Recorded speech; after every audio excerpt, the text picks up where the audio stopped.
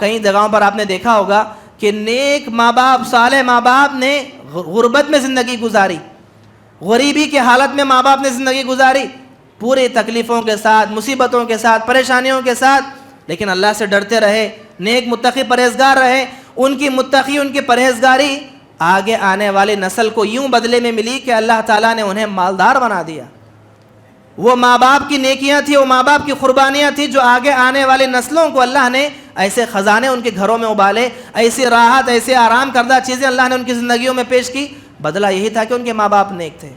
کئی لوگوں کی زندگیوں سے کھیلا ہے، کسی کی زندگی میں ناحق کے انگلیاں کرنا، کسی کی زندگی میں ناحق کے الزامات لگانا، کسی کے جینے کو حرام کرنا، کسی کی روزی روٹی پر لات مارنا، کسی کو نوکری سے نکالنے کی کوششیں کرنا، طرح طرح کی زندگی میں لوگوں نے برداشت کیے، لوگوں نے اس کے ساتھ ایسے حالات پیش آئے، لیکن آگے جن لوگوں نے ایسے ایسے کام کیے ان کے بچوں کو بھگتنا پڑا ان کے گناہوں کی کرتوتیں کی وجہ سے، ان کی جو کرتوتیں تھیں ان کے بچوں کو بھگتنا پڑا۔ یہ ہوتا ہے، یہ اللہ کا قانون ہے۔ تہجد کی نماز میں پڑھ رہا ہوں، مقصد ہے کہ اللہ راضی ہو جائے اور ساتھ میں اللہ تیری حفاظت بھی کر لے۔ اللہ اکبر۔ باپ کی تہجد کی نماز، حالانکہ مقصد اللہ راضی ہو جائے، لیکن دعا بھی کر رہے ہیں کہ میری اس نماز کی وجہ سے تیری حفاظت بھی ہو جائے۔ کہیں مفسرین کے، کہیں تابعین کے بارے میں بھی آتا ہے اس طرح کے واقعات۔ تو پتہ چلا ماں باپ کے اچھے اعمال، اچھی نیکیاں دنیا کے اندر ان کو بھی فائدہ پہنچائیں گے اور ان کے بچوں کو بھی فائدہ پہنچائیں گے۔ ان الحمد للہ نحمده ونستعینه ونستغفره ونعوذ باللہ من شرور انفسنا ومن سیئات اعمالنا من يهده الله فلا مضل له ومن يضلله فلا هادي له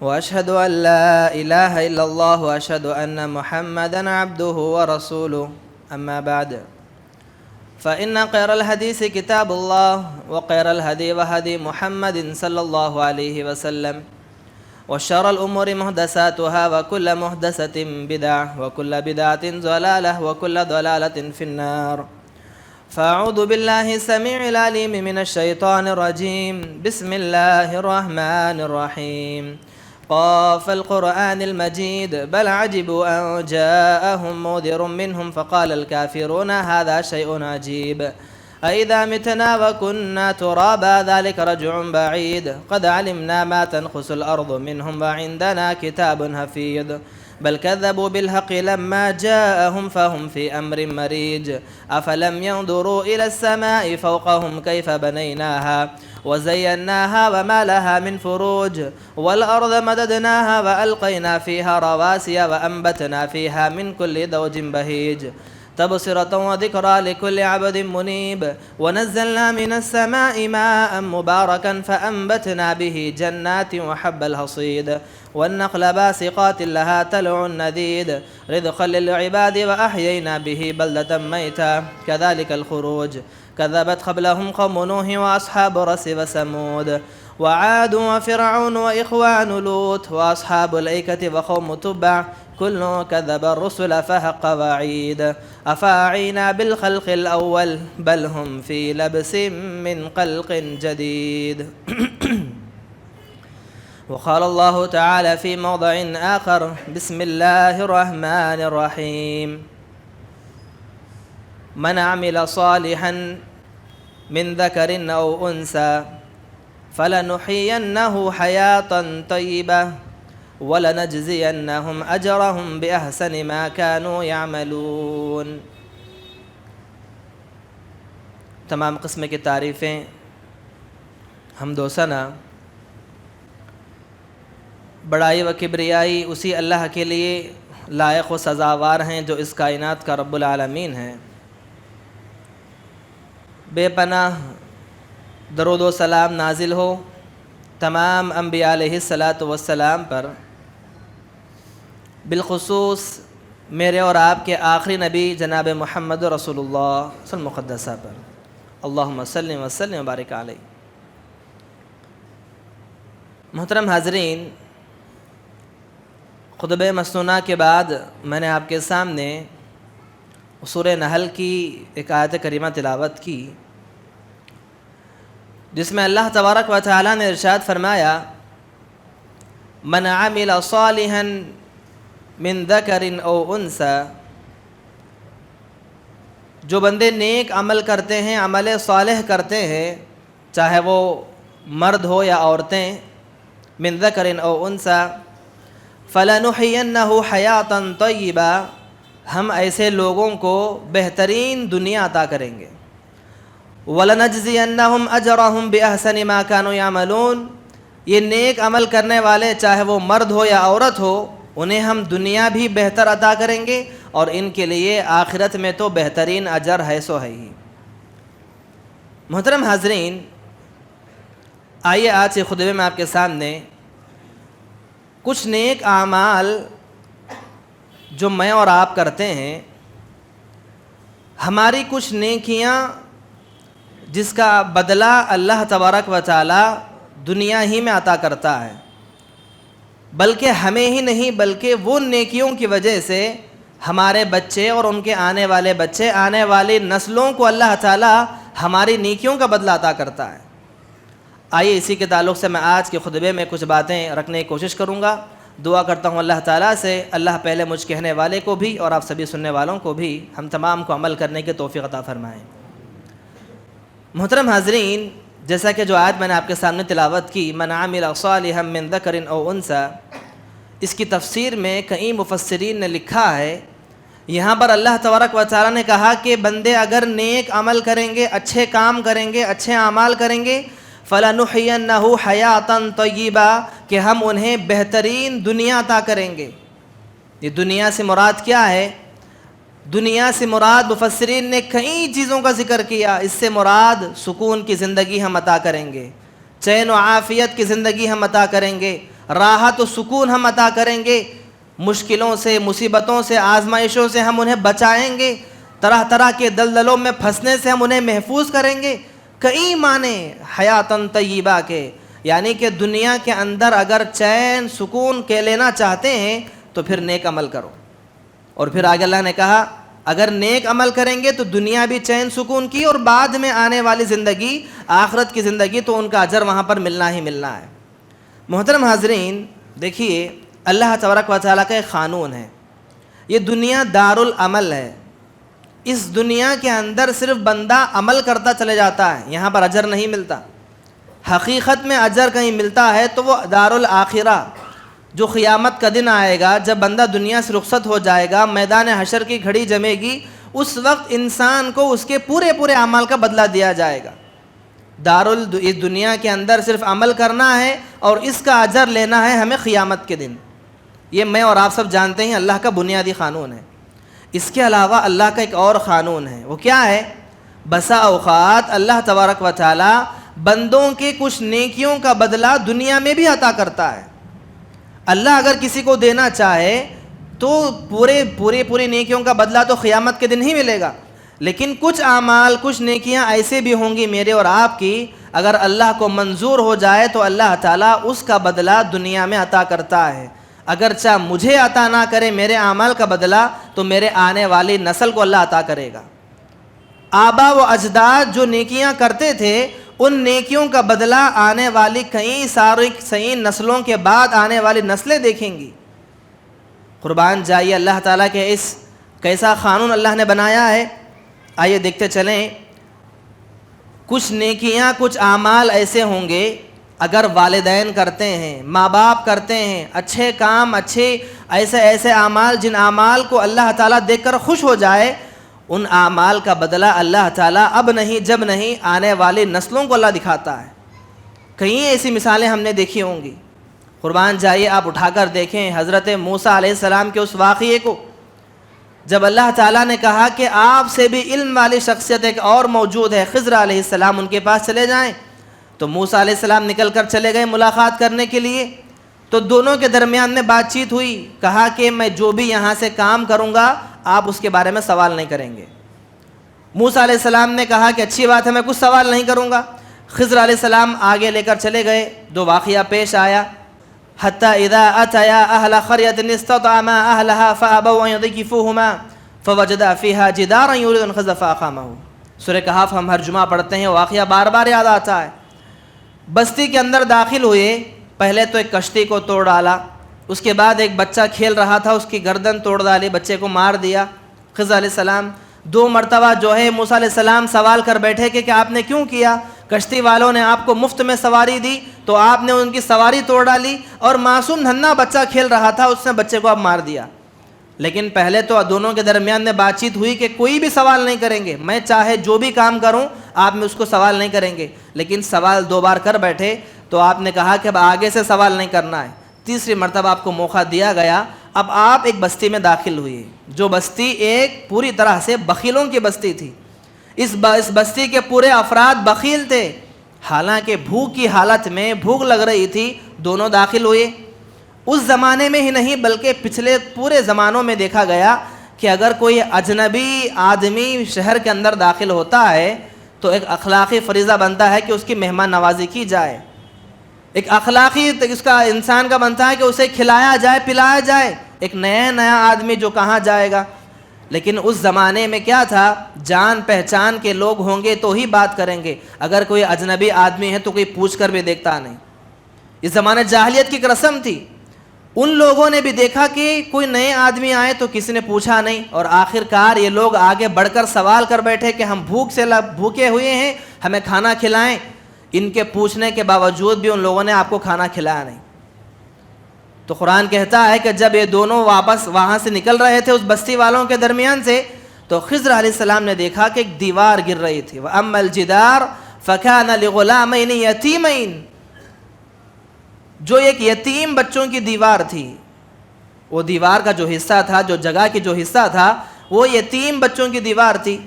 اچانک سے وہ دیوار گر رہی تھی، خضر علیہ السلام فوراً وہاں پر گئے، سہارا دیے، اس دیوار کو درست کر دیا۔ موسیٰ علیہ السلام سے پھر سے رہا نہ گیا، آپ نے سوال کر بیٹھے، کہا کہ ان لوگوں نے، بخیلوں نے ہمیں کھانا کھلایا نہیں، ان لوگوں نے ہمیں پوچھا نہیں، اور ان کی بستی کی دیوار گر رہی تھی تو آپ نے اسے سہارا کیوں دیا؟ گرنے دیتے یا تو پھر اس کا اجر لے لیتے، جو آپ نے مزدوری کی، جو محنت کی، اس کی کم از کم مزدوری تو ہم لے لیتے۔ کہا کہ میں نے تمہیں بار بار کہا کہ سوال نہیں کرنا ہے، لیکن تم نے بار بار سوال کیا، آج یہاں سے تمہارا ھذا فراق بینی و بینک، آج اب یہاں سے تمہارا راستہ تمہارے لیے، میرا راستہ میرے لیے، اب ہم اکیلے ساتھ میں چل نہیں سکتے۔ اور آپ نے تفصیل بیان کی کہ میں نے کشتی کیوں توڑی، بچے کو میں نے کیوں مارا، دیوار میں نے درست کیوں کی۔ اس دیوار کے بارے میں آپ نے کیا کہا کہ دیوار میں نے اس لیے درست کی، وَأَمَّا الْجِدَارُ فَكَانَ لِغُلَامَيْنِ يَتِيمَيْنِ فِي الْمَدِينَةِ، یہ دیوار جو ہے دراصل یتیم بچوں کی دیوار تھی۔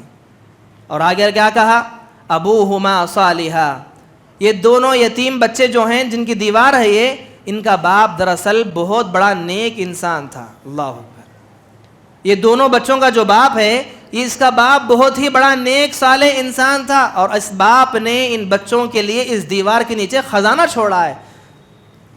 اللہ نے مجھے میرے اشارہ کیا تو میں نے اس کو دیوار میں نے درست کر دی، بچے کل کے دن بڑے ہو جائیں گے تو اپنا خزانہ نکال لیں گے۔ دیکھیے شیخ ابن عباس کہتے ہیں کہ مفسرین نے لکھا ہے اس کے بارے میں کہ اس آیت کی تفسیر میں، سورہ کہف کی تفسیر میں آپ اٹھا کر دیکھیں کہ یہ باپ کا جو لفظ یہاں پر تعبیر کیا گیا کہ باپ جو نیک صالح، ابوہما صالحہ، یہ باپ صرف اس کا وہی باپ نہ تھا، بلکہ کئی مفسرین نے کہا ہے کہ یہ ایک باپ نہیں بلکہ پچھلے وہ باپ کے باپ، یعنی کہ 7 نمبر پہ آنے والا دادا، ان کا دادا، وہ دادا کے دادا، یہاں تک کہ 7 پیڑھیاں چل چکی تھی۔ 7ویں پیڑھی سے پہلے جو باپ تھا، اس باپ وہ باپ نیک تھا، وہ باپ کے نیک عمل کرنے کی وجہ سے وہاں پر قرآن کہتا ہے کہ ان کے باپ کی وجہ سے، اس عمل کی وجہ سے ان کے خزانے کی حفاظت کی گئی۔ اللہ اکبر، تو پتہ چلا کہ کس نے نیک عمل کیا، کس نے نیکی کی۔ ایک زمانے میں 7 پیڑھی سے پہلے کسی ایک باپ نے نیک عمل کیا تو اس کے بعد آنے والی 7 پیڑھیوں کے بعد اس کی نسل کو فائدہ پہنچ رہا ہے۔ اللہ اکبر، تو نیکی کریں گے تو نیکی کا بدلہ آنے والی نسل نہیں بلکہ پیڑھیاں تک اللہ تعالیٰ انہیں دے گا، عطا کرے گا۔ وہ پتہ نہیں کہ اللہ تعالیٰ کب کس کو حفاظت کر لے۔ تو پتہ چلا یہ ماں باپ کے نیکیاں، ماں باپ کے اچھے اعمال آگے صرف دنیا کے اندر ہی نہیں بلکہ ان کے جانے کے بعد ان کی نسلوں میں باقی رہ جائیں گے۔ محترم حاضرین، کہیں ایسی مثالیں آپ کو دیکھنے کو ملیں گی، تاریخ اٹھا کر آپ دیکھیں، عشر مبشرہ کی جو ہم نے تفسیر کی، کئی جمعہ تک ہم نے تذکرہ کیا، جنہیں اللہ کے نبی صلی اللہ علیہ وسلم نے بیک وقت ایک مجلس میں جنت کی بشارتیں سنائی 10 صحابہ کو. ان 10 صحابہ کی کیا قربانیاں تھیں ہم نے سنا. ایک سے ایک صحابی کی قربانیاں آگے بڑھ کر, ایک ایک کی قربانی آگے بڑھ کر. انہی میں سے 10واں نمبر حضرت سعید بن زید رضی اللہ عنہ کے بارے میں ہم نے سنا. حضرت سعید بن زید کون ہیں؟ ان کے مقابلے میں, دوسرے صحابہ کے مقابلے میں کچھ بڑی قربانیاں تو نہیں ہیں, لیکن پھر بھی اللہ کے نبی نے جنت کی بشارتیں سنائی.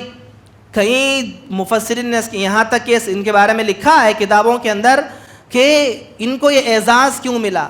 حالانکہ سعید بن زید کے بارے میں آتا ہے رضی اللہ تعالیٰ عنہ, یہ بھی ذی القدر صحابی, اللہ کے نبی کے چہیتے صحابی, لیکن اتنے بڑے بڑے اعمال, اتنے بڑی بڑی قربانیاں تو ان کی زندگی میں نہیں ہیں جو قربانیاں پچھلے 9 صحابہ میں دکھتی ہیں, لیکن پھر بھی اعزاز ملا.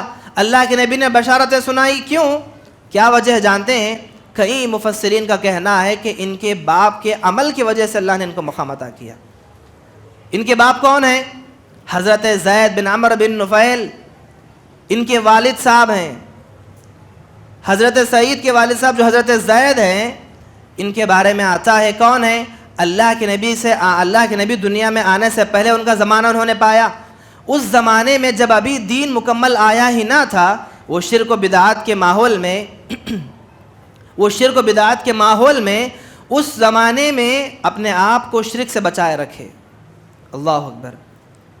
جہاں پر ابھی شرک و بدعات کا پورا گڑھ تھا, جہاں پر اللہ کے نبی ابھی آئے نہیں, اسی وقت سے وہ شرک سے بچے رہے, بدعات سے بچے رہے, خرافات سے بچے رہے. اللہ نے آپ کو دور اندیشی دی تھی. جو لوگ کسی بت کی پوجا کرتے تو جا کر ان کو بتاتے, کہتے کہ ان کی پوجا کیوں کر رہے ہیں جو آپ کو کچھ نفع نقصان پہنچانے والے نہیں ہیں. اس زمانے جاہلیت کے اندر کیسے کیسے انہوں نے قربانیاں کی. جانتے ہیں کہ اس زمانے میں اگر لڑکی پیدا ہوتی کسی کے گھر میں تو لے جا کر زندہ دفن کر دیا جاتا. اس لڑکی کو زندہ دفن کرتے, کسی باپ کو آپ دیکھتے تو جا کر اس لڑکی کو مانگ لیتے, کہتے کہ تیرے پاس پالنے کی حیثیت نہیں ہے تو مجھے دے دے, میں پال لوں گا. تقریباً انہوں نے 8 سے 9 بچیوں کو, دوسروں کی بچیوں کو لے کر انہوں نے پالا, ان کی پرورش کی زمانے جاہلیت کے اندر. حالانکہ ابھی اللہ کے نبی آئے نہیں دنیا, ابھی نبی بنا کر آپ کو مبعوث نہیں کیا گیا, دین ابھی پیش نہیں کیا گیا. اس سے پہلے انہوں نے اپنے جگہ پر ایک بہت بڑے صلاحیت مند انسان تھے. اور آخرکار جب آپ نے ان کے بارے میں کہا, اللہ کے نبی نے فرمایا کہ مجھے امید ہے کہ قیامت کے دن یہ حضرت جو زید ہیں, سعید بن زید کے جو والد ہیں, زید بن عمرو بن نفیل, قیامت کے دن اپنی جگہ پر ایک امت کی شکل میں آئیں گے. اللہ اکبر. اکیلے تنہا آدمی ہیں, کل اللہ کے پاس آئیں گے تو ایک امت کی شکل میں آئیں گے. ان کی یہ قربانیاں, ان کے یہ اچھے اعمال, ان کا یہ نیکیوں کا بدلہ اللہ تعالیٰ نے بیٹے کو عطا کیا.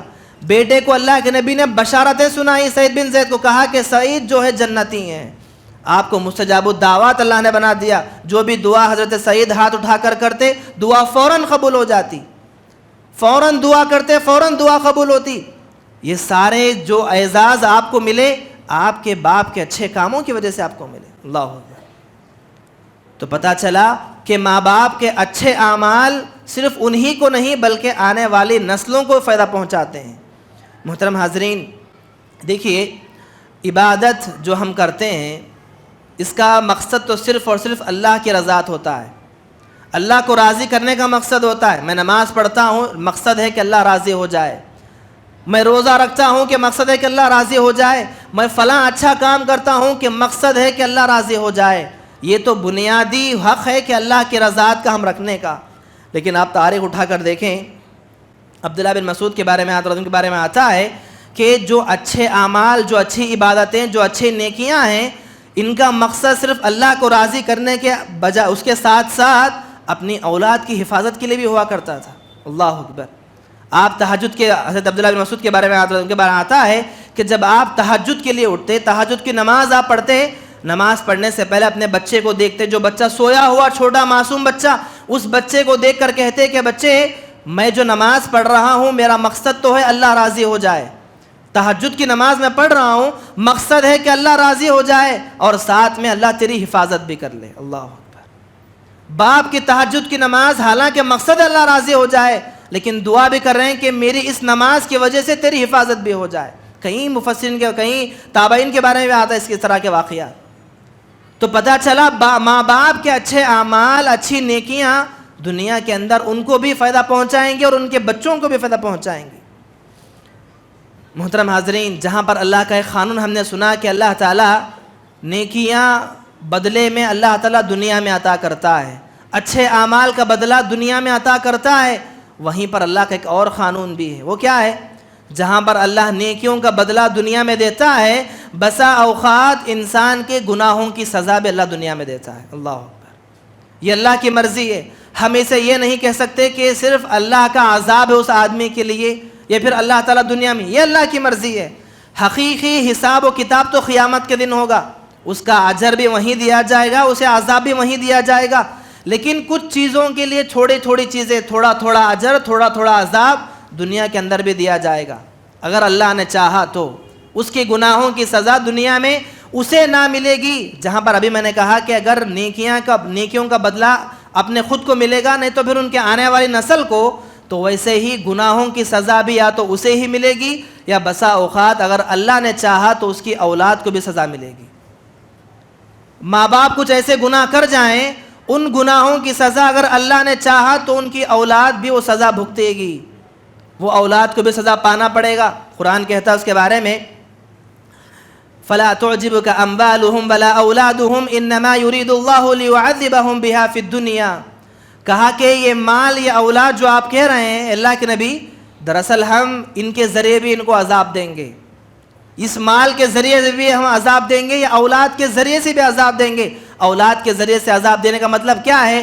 کچھ گناہ ایسے بھی ہوں گے ماں باپ کے کہ سزا ایسی ملے گی کہ اولاد نافرمان ہو جائے گی، کچھ گناہ ایسے بھی ہوں گے ماں باپ کے کہ جن گناہوں کی وجہ سے وہ اولاد ایسی تکلیف پہنچائے گی کہ ماں باپ زندگی میں چین سکون کھو دیں گے، یا پھر یوں ہوگا کہ ان اولاد پر ایسی مصیبتیں آئیں گی، پریشانیاں آئیں گی، سزا ان کو بھگتنی پڑے گی، ماں باپ نے گناہ کیا ہوگا۔ وہ اولاد کے لیے ایک آزمائش ہے، لیکن اس ماں باپ کے لیے وہ عذاب ہے، جس کے اوپر وہ مصیبتیں طاری ہیں، جو مصیبتیں جاری ہیں، ان لوگوں کے لیے تو آزمائش ہے، وہ ان کا اس میں کوئی قصور نہیں۔ آپ پوچھیں گے کہ اولاد کا کیا قصور ہے؟ گناہ تو باپ نے کیا تھا لیکن سزا بیٹے کو کیوں ملے گی؟ لیکن بیٹے کے لیے سزا نہیں ہے، بیٹے کے لیے آزمائش ہے۔ اگر بیٹا صبر کر لے گا اس مصیبت میں تو اسے اجر ملے گا، لیکن یہ باپ کی گناہ کی سزا باپ کے لیے کہ اس کا بیٹا اس کی آنکھوں کے سامنے تڑپے گا، اس کی آنکھوں کے سامنے اس کے بیٹا جو ہے بیماری میں آ جائے، پریشانی میں آ جائے، تو یہ باپ کے لیے عذاب ہے اور بیٹے کے لیے جو ہے اللہ تعالیٰ کی جانب سے ایک آزمائش ہے۔ یہ اللہ کا قانون ہے۔ قرآن کی آیت کے مطابق آپ دیکھیں گے فَلَا تُعْجِبْكَ أَمْوَالُهُمْ وَلَا أَوْلَادُهُمْ، ہم مال کے ذریعے سے بھی اولاد کے ذریعے سے بھی عذاب دیں گے۔ محترم حاضرین دیکھیے، اس لیے شریعت نے کہا کہ وہ گناہ، ایسا نہیں کہ ہر گناہ نہیں ہے، کہ کئی مفسرین اس کے بارے میں یہاں تک کہا کہ بنیادی طور پر وہ گناہوں کی سزا دنیا میں ملتی ہے جو حقوق العباد سے تعلق رکھنے والی ہو۔ کسی کا ناحق ہم نے مال کھا لیا ہو، کسی کی زمین ہم نے ناحق ہڑپ لی ہو، کسی پر ناحق ہم نے الزام لگایا ہو، جو معاملہ حقوق العباد سے تعلق رکھتا ہے، اگر اللہ نے چاہا تو وہ بدلہ ان کی اولاد کو ادا کرنا پڑے گا۔ بسا اوقات ماں باپ کسی کی زمین ہڑپ کر، کسی کا مال ہڑپ کر حرام کے ذریعے سے بچوں کی پرورش کرتے ہیں، سمجھتے ہیں کہ بچے ہمارے کامیاب ہو جائیں گے، آگے آنے والی زندگی دیکھے گی اس مال سے پلنے والے بچے اتنے پریشان ہو جائیں گے، ایسی مصیبتیں آئیں گی، دیکھنا ماں باپ کو پڑے گا۔ وہ گناہ جو باپ نے کیا تھا اس کی سزا اولاد کو بھگتنی پڑے گی۔ بسا اوقات ایسا ہوتا ہے، آپ دیکھیں گے ابو داؤد کے حدیث کے مطابق اللہ کے نبی کے زمانے میں جو واقعہ پیش آیا، حضرت علی رضی اللہ عنہ جو آپ کے داماد ہیں، واقعہ ہم نے کئی بار سنا ہوگا، حضرت علی رضی اللہ عنہ کے بارے میں آتا ہے کہ جب آپ کا نکاح ہوا، کچھ دن گزرنے کے بعد ابو جہل جو اللہ کے نبی صلی اللہ علیہ وسلم کا بہت ہی بڑا دشمنوں کی فہرست میں سب سے پہلے نام آنے والا، اللہ کے نبی کو ستانے والا، رکانے والا، مارنے والا، ابو جہل کی بیٹی اسلام قبول کی۔ ابو جہل کی بیٹی مسلمان ہو گئی تو حضرت علی رضی اللہ تعالیٰ عنہ نے پیغام نکاح بھیجا حضرت فاطمہ کے نکاح کے بعد۔ حالانکہ آپ کی زوجیت میں اللہ کے نبی کی بیٹی موجود ہیں، پھر بھی آپ نے دیکھا کہ ابو جہل کی بیٹی اسلام قبول کر چکی ہیں، تو آپ نے پیغام نکاح بھیجا۔ دراصل بات کیا تھی، ایک صحابی حضرت علی کی زندگی میں ایک جگہ پر اللہ کے نبی کی بیٹی اور ایک جگہ پر اللہ کے نبی کے دشمن کی بیٹی، یہ بات اللہ کے نبی کے پاس پہنچی۔ آپ صلی اللہ علیہ وسلم کا چہرہ بدل گیا، اگر آپ نے کہا کہ اللہ کی قسم اللہ کی قسم کھا کر آپ نے کہا کہ اللہ کی قسم حضرت علی کی زوجیت میں بیک وقت ایک نبی کی بیٹی ایک نبی کے دشمن کی بیٹی دونوں نہیں رہ سکتے. علی کو اجازت ہے کہ دوسرا نکاح کریں, لیکن اس سے پہلے اسے چاہیے کہ آپ میری بیٹی کو طلاق دے دیں. میں نہیں چاہتا کہ ایک نبی کی بیٹی اور ایک نبی کے دشمن کی بیٹی دونوں ایک وقت ایک ساتھ آپ کے نکاح میں ہوں. بات بہت گراں. آپ نے اس وقت آپ نے کہا کہ فاطمہ میرے وجود کا حصہ ہے, فاطمہ کی تکلیف میری تکلیف ہے, فاطمہ کا دکھ میرا دکھ ہے, اس وقت آپ نے کہا تھا. حالانکہ ابو جہل ایک آپ کا دشمن ہے. ابو جہل کی بیٹی اسلام قبول کر چکی ہے. ابو جہل کی بیٹی کو تو کوئی قصور نہیں, وہ تو مسلمان ہو چکی ہے, لیکن باپ کی کرتوتوں کی وجہ سے بسا اوقات بچوں کو بھی یہ بھگتنا پڑتا ہے. اگرچہ شاید کہ وہاں پر ابو جہل کی بیٹی کے علاوہ کسی اور کی بیٹی ہوتی تو شاید کہ اللہ کے نبی ہاں کر دیتے, یہ اللہ کے نبی کی مرضی تھی. آپ کا دشمن ہونے کی وجہ سے آپ نے کہا کہ دشمن کی بیٹی میری بیوی کے سوگن ہرگز بن نہیں سکتی, اس کے باپ کی کرتوتیں ایسی ہیں, اس کے باپ کی کرتوتیں ایسی ہیں. آپ نے منع کر دیا. اللہ اکبر. حالانکہ ابو جہل کی بیٹی کا کوئی قصور نہیں, لیکن ہوتا یہ ہے ماں باپ کے گناہ. دیکھیے اس لیے ماں باپ کو چاہیے کہ زندگی گزارتے وقت ایسے زندگی گزاریں, پل پل یہ سوچیں کہ جو میں کام کر رہا ہوں کہیں ایسا نہ ہو کہ اس کا بدلہ میری اولاد بھگتنا پڑے. اولاد کے معاملے میں میں اور آپ بڑے حساس مزاج رکھتے ہیں. اگر میں چاہتا ہوں, آپ بھی چاہتے ہیں کہ ہمیں ہمارے اوپر کتنی بھی مصیبتیں آئیں گی ہم برداشت کر لیں گے, اولاد پر مصیبت آئے تو ہم برداشت نہیں کریں گے. ہمیں بخار آیا, ہمیں طبیعت خراب ہو گئی, ہمیں گوارا ہے, برداشت ہے. اگر اسی جگہ پر ہمارا بچہ ہماری بچی تھوڑی دیر کے لیے بیمار ہو جاتی ہے, ماں باپ تڑپ جاتے ہیں. یہ محبت یہ اللہ نے جذبہ ماں باپ کے اندر رکھا ہے. اگر انہی ماں باپ کے سامنے اولاد پر اگر ایسے عذاب آئیں گے تو اس لیے ماں باپ کو چاہیے کہ زندگی بھر ہر پل پل سوچ کر گزاریں کہ جو میں ایک ایک عمل کرتا ہوں کہیں ایسا نہ ہو کہ اس عمل اس گناہ کی وجہ سے اس کے بدلے میں میری اولاد کو سزا نہ ملے. کئی لوگوں کو دیکھا ہے دنیا کے اندر بھری پڑی ہے تاریخ اٹھا کر آپ دیکھیں, کئی لوگوں کی زندگیوں سے کھیلا ہے. کسی کی زندگی میں ناحق کے انگلیاں کرنا, کسی کی زندگی میں ناحق کے الزامات لگانا, کسی کے جینے کو حرام کرنا, کسی کی روزی روٹی پر لات مارنا, کسی کو نوکری سے نکالنے کی کوششیں کرنا. طرح طرح کی زندگی میں لوگوں نے برداشت کیے, لوگوں نے اس کے ساتھ ایسے حالات پیش آئے, لیکن آگے جن لوگوں نے ایسے ایسے کام کیے ان کے بچوں کو بھگتنا پڑا ان کے گناہوں کی کرتوتیں کی وجہ سے. ان کی جو کرتوتیں تھیں ان کے بچوں کو بھگتنا پڑا. یہ ہوتا ہے, یہ اللہ کا قانون ہے. اس لیے شریعت تعلیم دیتی ہے کہ جہاں پر آپ نیک عمل کریں گے تو اس کا بدلہ آپ کی اولاد پائے گی. اگر آپ گناہ کے کام کریں گے, اگر آپ کسی کے حق میں کوتاہی کریں گے, بالخصوص حقوق العباد کے معاملے میں, کسی کے حقوق العباد کے معاملے میں جو بندے کے درمیان جو حق ہوتے ہیں, اگر اس کے معاملے میں اگر بندہ غلطی کرتا ہے اس غلطی کی سزا اللہ تعالیٰ دنیا میں بھی عطا کرتا ہے, وہ اولاد کو بھی صحیح اگر جھیلنا پڑے. کسی کا مال لینے سے پہلے, کسی کو الزام لگانے سے پہلے, کسی کے بارے میں برا بھلا کہنے سے پہلے 1,00,000 مرتبہ سوچ لیں, 100 مرتبہ 1,00,000 مرتبہ سوچ لیں. اگر آپ نے الزام لگا دیا اس کسی کے اوپر, کسی کا ناحق مال ہم نے کھا لیا تو آپ تو چلے جائیں گے, لیکن آپ کے جانے کے بعد بھی وہ اولاد بھگتے گی آپ کے گناہوں کی سزا. تو محترم حاضرین, ان باتوں سے میرا خلاصہ کلام کہنا یہ ہے کہ جہاں پر زندگی اللہ تعالیٰ نے ہمیں عطا کی ہے, جہاں پر ہم نیک اعمال کرتے ہیں, اگر ہم زیادہ سے زیادہ نیک اعمال کریں گے, اچھے اعمال کریں گے, نمازوں کی پابندی کے ساتھ ہم وہ اعمال کریں گے جن اعمالوں کی وجہ سے اللہ خوش ہو جائے, تو اس کا بدلہ ہماری اولاد کو بھی دیکھنا پڑے گا. کئی جگہوں پر آپ نے دیکھا ہوگا کہ نیک ماں باپ, صالح ماں باپ نے غربت میں زندگی گزاری, غریبی کی حالت میں ماں باپ نے زندگی گزاری, پوری تکلیفوں کے ساتھ, مصیبتوں کے ساتھ, پریشانیوں کے ساتھ, لیکن اللہ سے ڈرتے رہے, نیک متقی پرہیزگار رہے. ان کی متقی, ان کی پرہیزگاری آگے آنے والی نسل کو یوں بدلے میں ملی کہ اللہ تعالیٰ نے انہیں مالدار بنا دیا. وہ ماں باپ کی نیکیاں تھیں, وہ ماں باپ کی قربانیاں تھیں جو آگے آنے والی نسلوں کو اللہ نے ایسے خزانے ان کے گھروں میں ابالے, ایسی راحت, ایسے آرام کردہ چیزیں اللہ نے ان کی زندگیوں میں پیش کی. بدلہ یہی تھا کہ ان کے ماں باپ نیک تھے. تو محترم حاضرین, شریعت بار بار یہی تعلیم دیتی ہے کہ نیک اعمال کریں, گناہوں سے بچیں, اور بالخصوص حقوق العباد میں کسی کے ساتھ کوتاہی کرنے سے پرہیز کریں.